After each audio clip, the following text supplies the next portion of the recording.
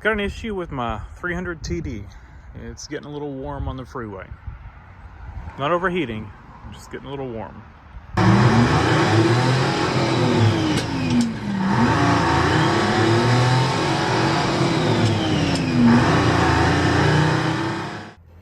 So, get this thing out on the freeway and it creeps up to about 100 degrees Celsius, which to me is just a little too warm. It's not overheating. I don't know. I pretty much drive the same route every day, and it's not even that far. It's about 10 miles of freeway driving, and in that 10 miles, like I said, I do it every day. And it's only in the afternoon when it's warmer. It creeps up to about 100, and then I get to my freeway exit, and it cools back down on, side roads. 45-mile-an-hour speed limit. It's just cruising, 70 miles an hour, 3,000 RPMs or so, that it starts creeping up. So it had this problem last year in the summer. Not quite as bad. It would creep up to probably, I'd say, close to the 100-degree mark, but never got to it last summer. And last summer I kind of went through and just did a coolant flush on it and put a thermostat in it, just kind of preventative stuff that I like to do when I get a car that's unknown maintenance. I like to check all hoses. I just kind of went through the cooling system, just checked everything out, and just went ahead and, just for the heck of it, put a new quality thermostat in it.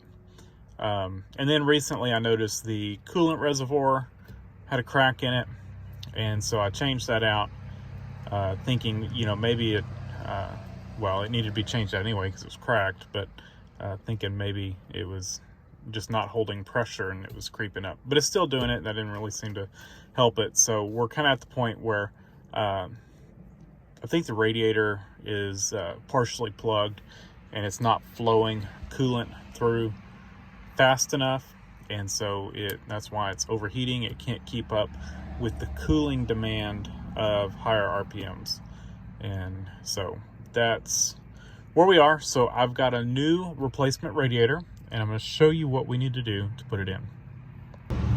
And there's my new reservoir, and I don't like I've replaced 2 of these with these Euro bottles, and it seems to be the only ones I can find to get.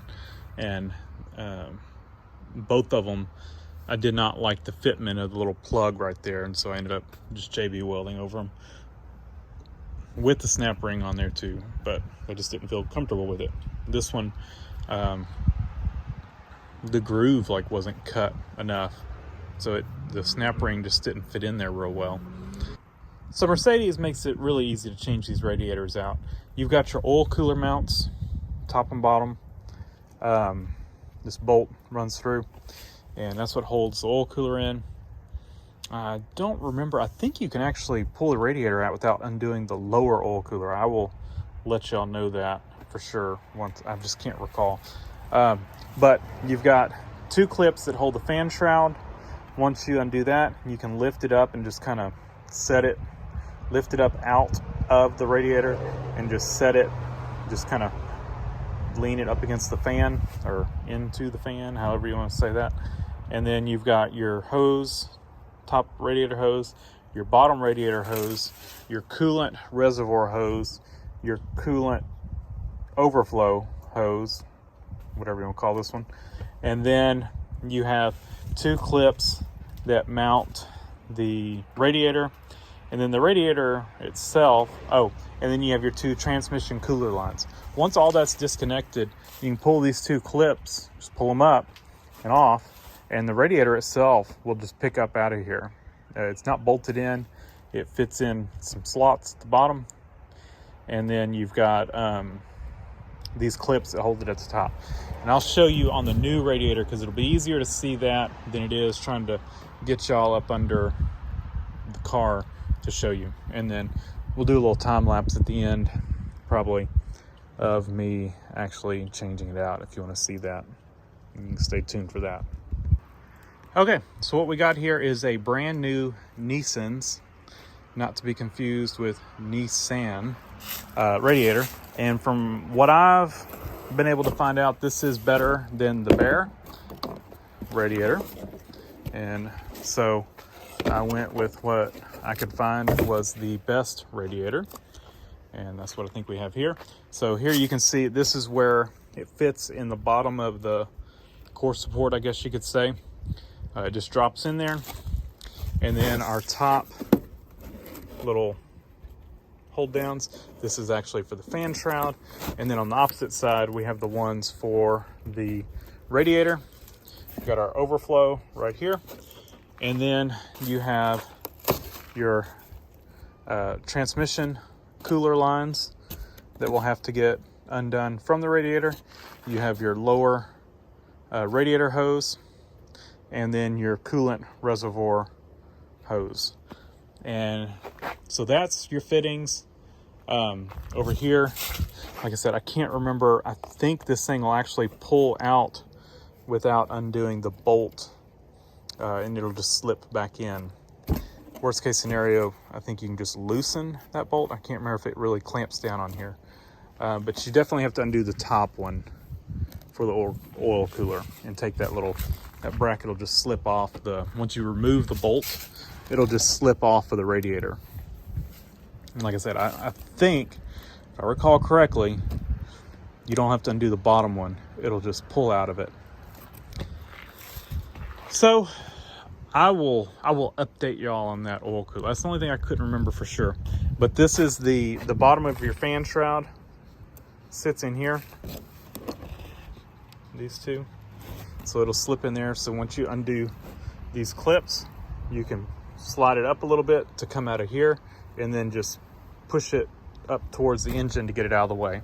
And then it'll be out of the way. You can slip your new radiator in, and then slip everything back together. Put all your lines back on, your hoses, and your clips, and then you're good to go. So we're gonna put this brand new Nissan's, however you want to pronounce it, radiator in, and be good to go.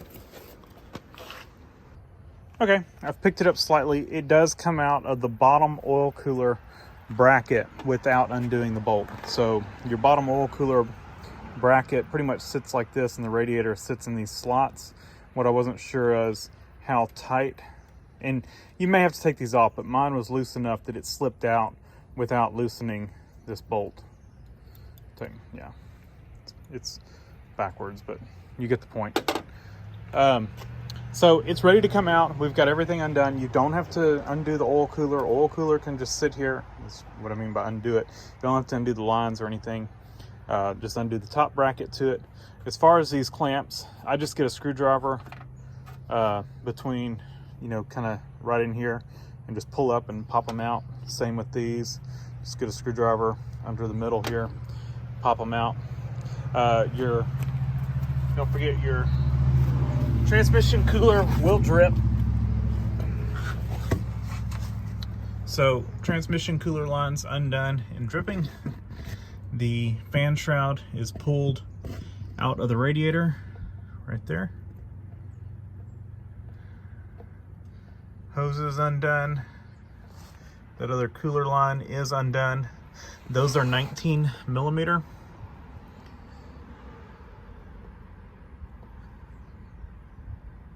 So we're ready to lift the radiator out. It sits in those. So let's lift it out and put the new one in. One last thing. So you see the bracket down there? That's what I'm talking about in the lower oil cooler bracket. See, I did not take mine off. On mine, it did not, come on camera, it did not clamp tight enough that it needed, man, this thing keeps switching lenses. It did not clamp tight enough that it wouldn't slip out of the radiator. And so what you're gonna do on the radiator is when you slip the radiator in, make sure that slips in that groove right there. So I'm gonna set it in right now. The clips here, make sure you put them in like that, and then transfer these rubber pieces from your old radiator. So that's what I've done. I'm gonna pull this back and we're gonna just, no, I can't really do this one-handed, but yeah, we'll get it clipped in, and then of course your fan shroud, just pick it up, set it in those slots down in the bottom. Come on, focus right there, right in the middle of your screen. This thing will, there we go. So those are gonna go, that's gonna go in there, and then we'll be done.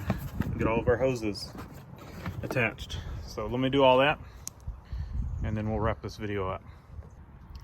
All right, last look, we are done underneath. You can see our mounting locations are in place. The radiator's dropped in where it's supposed to go. You can see our bottom oil cooler is like it's supposed to be. And I did check to make sure that clamp was tight. Oil or transmission cooler lines are tight. And fan shroud is in its bracket or slot, whatever you'll call it. And then we've got those clamps tight. You can either use a screwdriver or a 7mm ratchet, and I like using a ratchet for that one because it's hard to get to. So we're done under here. Now, as far as draining your coolant, there's no drain. As far as I remember, there's no drain on these radiators. So I'll just undo the bottom radiator hose and drain it into a pan. And so we're gonna go back up top. We're gonna fill it up with some Xerox GO5 coolant and distilled water, 50-50 ratio. And I'll quickly show y'all the old radiator. Up top, one thing I wanted to mention is you do have some adjustment in the height of the fan shroud. You can see it's got these little notches or grooves in it that align with grooves on the radiator. And I ended up with 2 grooves exposed up top. I just tried to, eyeball center top and bottom on the fan shroud, and that's where I ended up. So there's our radiator. I will put a link in the description. I think it was about 170 bucks if I recall correctly. And it's supposed to be pretty much the best one you can get for these now. All clamps are tight. We didn't do anything over there. And if you need one of those, that's €1. And like I said, I'm not crazy about the quality of it, but it's about all we can get.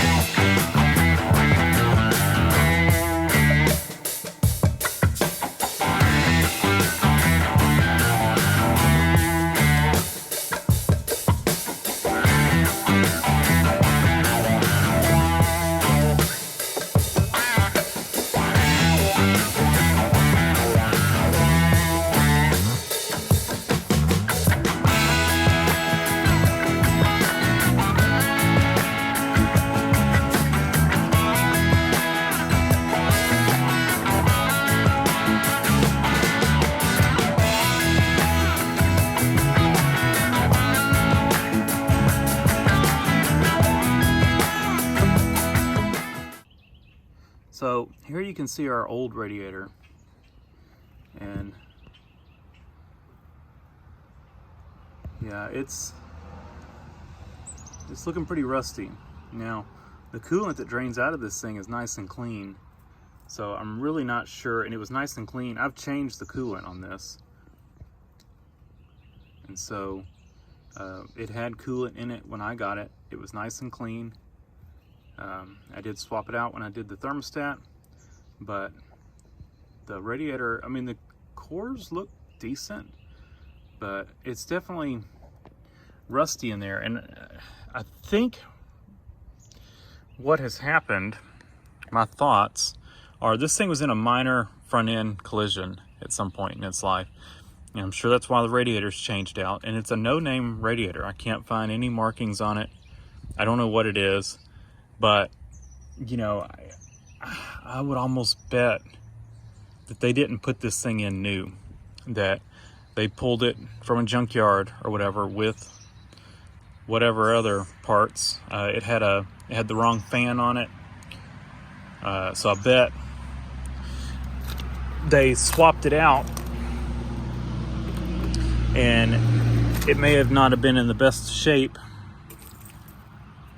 you know, when it was put in this car. So that's my theory, and I guess we'll stick to that. So like I said, I'm going to top it off with coolant, but that's going to wrap this up. Leave a comment down below if you've got some questions, but pretty simple swap. I'll put a link in the description to this radiator. And yeah, all my coolant hoses and all that were in good shape. They are replacement Mercedes branded hoses that were on it when I got it. They're in excellent shape. They are definitely not original, and so I didn't swap those out. When I swapped the overflow bottle out, I did change out that hose that goes to it, not this one, the bottom one. So that one's new. So really nothing to do. It's a good time to inspect your transmission cooler hoses. Mine are looking old, but they're not leaking, so we'll leave them alone for now. But I'm going to fill this thing up, let it run, get any air out of the system, and then check for any leaks, and then we're ready to go. So thanks for watching. Leave a comment down below, hit the like button, and subscribe for more.